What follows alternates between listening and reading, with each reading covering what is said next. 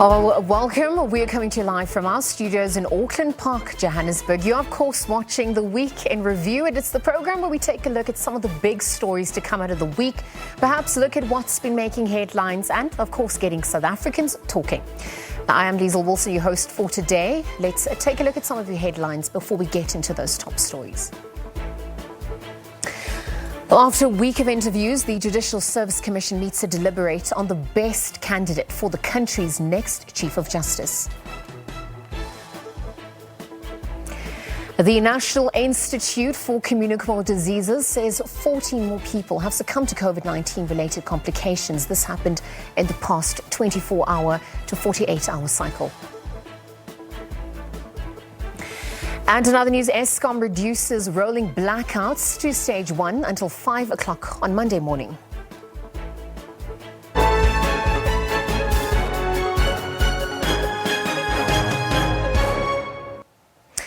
Right, so if you've just joined us, of course, as we'll look at your headlines, perhaps getting to your top stories for Look in the Week in Review. The search for the next Chief Justice of the country has concluded. The Judicial Service Commission is now deliberating over who is the best candidate. Well, the panel interviewed 4 top jurists for the position of head of the judiciary. The JC vetted Justice Mbuyiseli Madlanga, Supreme Court of Appeal President Mandi Samaya, Gauteng Judge President Dunstan Mlambo, and Acting Chief Justice Raymond Zondo over the past few days. On that note, let's take a look at some of the highlights for the week. It is my aim that should I be appointed as Chief Justice, I will expand my efforts to make sure that together with the colleagues in the heads of courts and the judges that will lead and the magistracy, that we continue to fortify the strength and independence of our judiciary. As leader of a judiciary, I should be able to inspire and motivate and ensure that judges and magistrates deliver on the mandate that they have from the Constitution that we find in Chapter 8. And I will ensure that we build strong, accountable measures to make sure that we account for what we do in the judiciary. My personal leadership style attests to this. You are standing on your own, on your credentials, and not on the basis that you are a woman. Yeah, I agree with you, Minister. Okay. I'm not here simply because I'm a woman. I'm a judge, a worthy judge, I think, and I've proven myself over 22 years.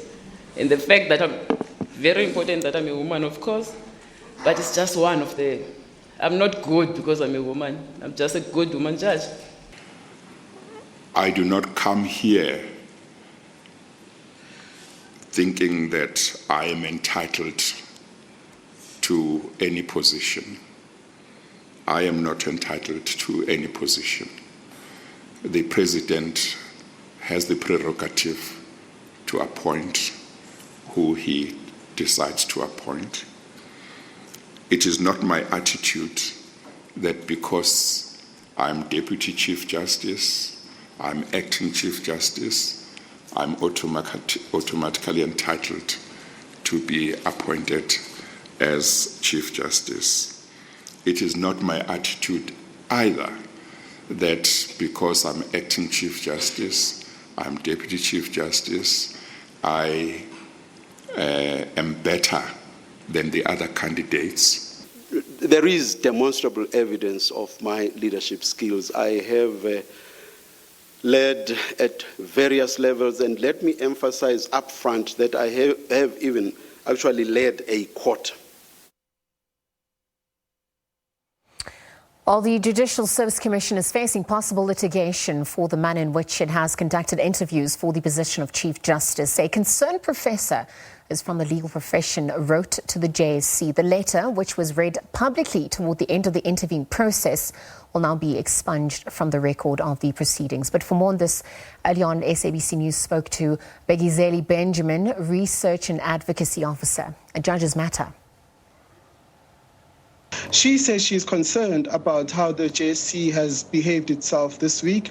She's concerned about the sexist questions that were asked of Judge Mandi Samaya, and also of the unfounded and untested sexual harassment allegations that were asked of Judge Mlambo. So she says that the JSC should rerun the process. Otherwise, there will be litigation against the JSC. So that's the subject of the letter. We have not yet taken a view of the letter because it came quite late last night, and as you said, after 12 hours of interview. But I think the concern that the professor raises is a concern that is shared by many who watched the interviews, especially in the last 2 days, where the JSC seemed to descend into more political issues that had very little to do with whether or not the candidates were suitable for Chief Justice. And so many people are saying, look, the JSC needs to have taken a different approach, or alternatively should have tried to discipline itself on the issues that they interrogated on. Well, obviously, taking a look at some of the top stories this week. In other news, we've also seen the ANC National Executive Committee, Lindiwe Sisulu, has been summoned to appear before the party's Integrity Commission. Sisulu is also tourism minister, has been on the news following an article in which she criticized the country's judiciary and constitution. While later denying reports that she had apologized for the views that she had expressed in the article, it came after President Cyril Ramaphosa then told the nation through a media statement that he had spoken to Sisulu in Cape Town and she had agreed to withdraw her statement. Now, there were counter-accusations, of course, between the presidency and Minister Sisulu. But apart from that, of course, again, early on, we also heard interviews for the position of Chief Justice concluded yesterday. And obviously noting that the Judicial Service Commission facing a possible litigation for the manner in which it has conducted interviews for the position of Chief Justice. But these are just some of the stories. Perhaps to add on a little bit more, we're going to be joined by political analyst Levi Ndo to unpack further. Levi, good afternoon, and thank you very much for joining us here today. Good afternoon to you, Lizel. Good afternoon to the viewers at home. Thank you for having me. It seems like it's been quite a busy week for South Africa at large. And perhaps before we get into the conduct of the JSC interviews that transpired this week and also comments by Minister Sisulu, this week the final SIU reports were authorized by the President, released on Tuesday. And I mean, we know it comes 18 months after investigation by the SIU to investigate allegations of misuse of COVID-19 funds and government. Now, I wonder, how does this, if at all, express government's will to root out corruption? Perhaps as a firm stance and action is needed. The clock is ticking. Where to from here? It was indeed a very, very busy and very short week, in the sense that there were a lot of activities that were happening. But if one has to look specifically on the SIU report, one would then get a sense that even though there has been a lot of talks and regulations and emphasis across the South African population, talking about the fight against corruption, the opposite seemed to be the case. If you look at the report of the SIU on the corruption relating to PPEs, one would have expected South Africans and those that are given responsibilities to manage the resources of South Africa or the state resources to actually start doing things better and differently. And unfortunately, that is not the case. Whether we've got a political will or not is something else. The politicians are all united across different political parties in the talk and the condemnation of corrupt activities to happen. And I think one would expect now that those that are given responsibilities or entrusted with the responsibilities to fight corruption, to prosecute or to arrest, should start to be seen to be coming into the party in order for action to be taken.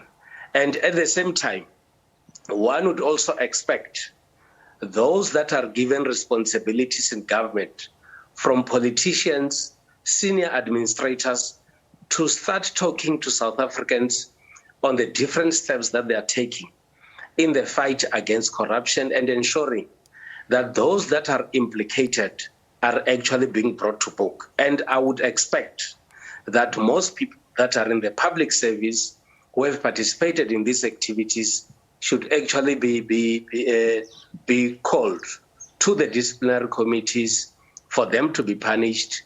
Some monies have to be recovered, and also at the same time, the rules and regulations that are created in South Africa should be seen to be implemented by those that are given responsibilities to do so. Oh, Levi, on the back of them, what you're saying, I mean, just through these reports, we've seen some of the figures, the alarming figures coming through. 224 government officials referred for disciplinary action, 386 people referred for prosecution by the NPA, 330 companies recommended for blacklisting. I mean, this comes out off the back of over 5,000 contracts that had been awarded to over 3,000 service awarded to about over 3,000 service providers at large. I wonder, when we look at when 62% of these contracts have been found to be irregular, perhaps looking at the corrupt practices, perhaps also alluding to how it's become an impenetrable web. The SIU is also looking at needing to, to consider and apply to extend the expansion of its scope. How do you see this playing out and the benefits thereof for the country going forward, just on this basis? I think firstly one has to acknowledge the fact that when we had this pandemic coming onto our shores, some within the administration of the state took or saw an opportunity to then participate in wrongdoing, in the sense that, of course, a lot of equipments were required, especially PPEs, and they knew that if they don't actually follow the processes to the book, they might also be taking advantage of the fact that PPEs are needed quickly. All these other regulations are supposed not to be followed. But at the same time, there might be some who knew deep down that this is the right opportunity to actually do wrong things. If we have 62% of the contracts that have been irregularly awarded, it's actually a very huge number. And this will require that something needs to be done from the political level, leadership in the bureaucracy, and also our law enforcement agencies. But it is also an indication that we're still quite far in the fight against corruption in South Africa, and more still need to be done. I'm also aware of the recommendations that came from Justice Zondo that talk about developing new regulations and laws to be able to fight against corruption. But also the mindset of our people in South Africa, especially those that are given the responsibility to manage the resources, has to change, because these resources, instead of them going to right people, they end up in the wrong hands, and they also get misused in those wrong hands. So you need a partnership from all of us to be able to come forward and ensure that this actually has to come to an end. Another aspect that I think it's important to note is that even though there are proposals to have other regulations to be implemented, we have got sufficient rules and regulations in South Africa that have to deal with the prevention of crime and corruption. And we need to strengthen those, but also at the same time, other new regulations have to be developed that have, at the end of the day, should be able to fight the scourge of corruption. Well, Levi, just in the interest of time, I wonder, if we can look at other stories that also came out this week. Parliament welcoming the Constitutional Court's ruling that has cleared the way, in fact, for its hearing to go ahead. Again, into whether, the Public Protector, Busisiwe Mkhwebane, is fit to hold office. I wonder, on the back of this, if, the Public Protector is eventually removed through parliamentary processes, which are obviously currently underway, will the office necessarily experience the change in direction that is needed and could continue to play a role that, the important role that it has with in the recent years? I mean, how do we restore that credibility going forward? I think we need to start by acknowledging that people that are given responsibilities to run Chapter 9 institutions are human beings like all of us. They also make mistakes. They are also part of the South African population. And in some point, some might deliberately or undeliberately found to have not performed in a manner that is satisfactory.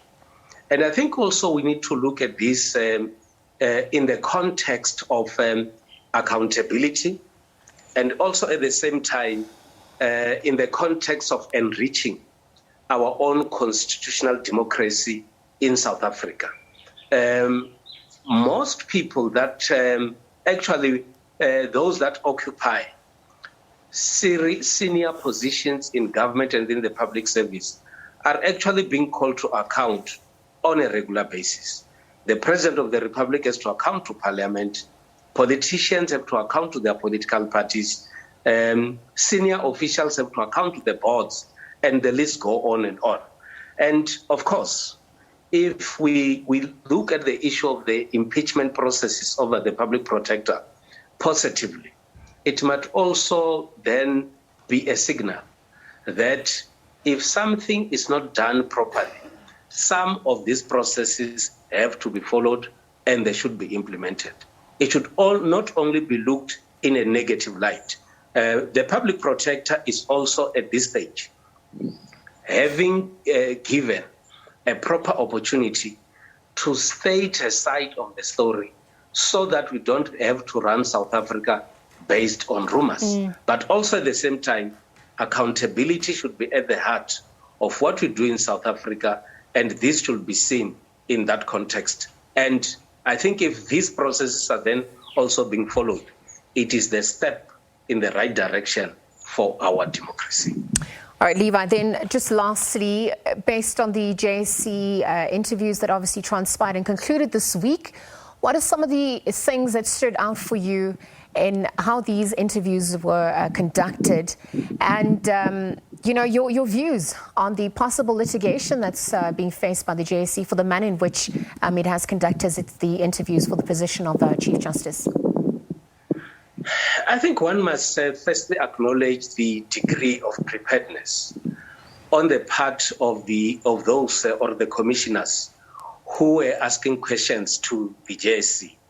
Most of the questions that were asked to the candidates for me are quite relevant because they mostly touch on issues that relates to the transformation of the judiciary, issues that relates to reporting of the judges, issues that relates to the continuous feedback by those that are given responsibilities to run our judiciary. But there were some few instances where there was some sort of a drama. But I think on a positive note, all those that went there wanted South Africans to get a picture of the kind of leadership that we need in our judiciary. And I think also when one has to look at the candidates, you end up not knowing who is supposed to be the best amongst all the four candidates, because for me, I got individuals that have got sufficient potential to lead our judiciary in South Africa. And I think whoever can be chosen, South Africa will remain in very safe hands. All right, Levi, I know I said that was the last question, but just quickly, former Chief Justice Mogoeng apologizes unconditionally for Israel remarks. Did you see this one coming? And perhaps more so from a person who was adamant that he would apologize for nothing. What are your thoughts in conclusion? I think the character of leadership at times, it's also determined by how they respond to criticism. And I think for me, Justice Mogoeng seemed to have taken a decision to sit down and do a deep reflection. And I think in the best of himself, in the best interest of South Africa and Africa, he actually had to come out and apologize. It's not an easy thing to do for most people, but I think he took the path that will actually close the chapter of his comments that he made relating to this issue. And one is to commend the decision that is actually taken so that it's able to move forward and focus on other things. Eva and our political analyst, thank you very much for joining us again, unpacking and looking at some of the stories making headlines on the Weekend Review. Let's take a quick ad break and continue with more news and updates on the other side.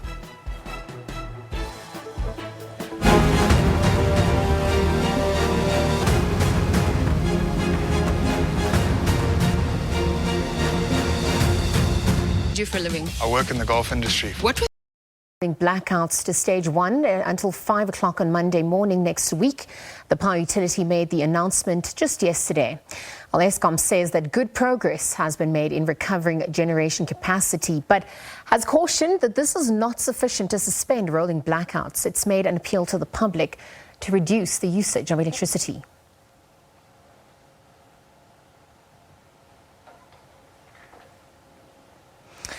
The National Institute for Communicable Diseases has reported 2,782 new COVID-19 cases in the country.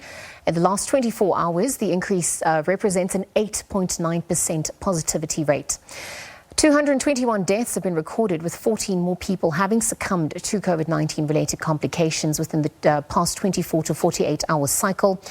And the death toll is now standing at 95,766. Active cases have dropped to below 50,000. Our recovery rate stands at 96%. Of course, other news making headlines this week. Parliament arson accused Zandile Mafe will remain behind bars until his next court appearance. It comes after the Cape Town Regional Court dismissed his urgent bail application. Despite Mafe's submissions that he's not a flight risk, has no previous convictions, and does not pose a threat to society or state witnesses, his bid for bail has failed. It will be remembered that a reference was made to placards found in the home of the applicant with slogans and political slogans, and these were admitted by the applicant to be his, as well as information given under oath in court by the applicant. Last month, Mafe successfully challenged a decision by the Magistrates Court for his referral to Valkenburg Hospital for mental evaluation after a district surgeon diagnosed him with paranoid schizophrenia. The NPA says the dismissal of Mafe's bail application is a first step towards ensuring justice. We're still busy with the investigation, the hoax, to look at his cell phone, to determine whether he was working alone or there were some people urging him. But Mafe's lawyers say they'll appeal the judgment with urgency. We will approach the High Court and appeal the matter on urgent basis. This is our instruction from Mr. Mafe. Mafe has been remanded in custody and is due to appear in the Cape Town Magistrates Court next Friday. Vanessa Puna, SABC News, Cape Town. Well, in other news, the chair of the African Union has opened a summit in Ethiopia with the call for greater cooperation to tackle political instability following several recent military coups. Well, 4 AU member states have been suspended from the organization the past year because of unconstitutional changes of government. The most recent was in Burkina Faso. Musa Faki Mahamat questioned whether the political structures currently in place in Africa were able to meet the needs of millions of its citizens at large. And just like that, that's where we're going to leave it for you today. Once again, it has been an absolute pleasure from myself, Liesl Wilson, and the Week in Review team. Until tomorrow for a look at the week ahead. It's goodbye for now.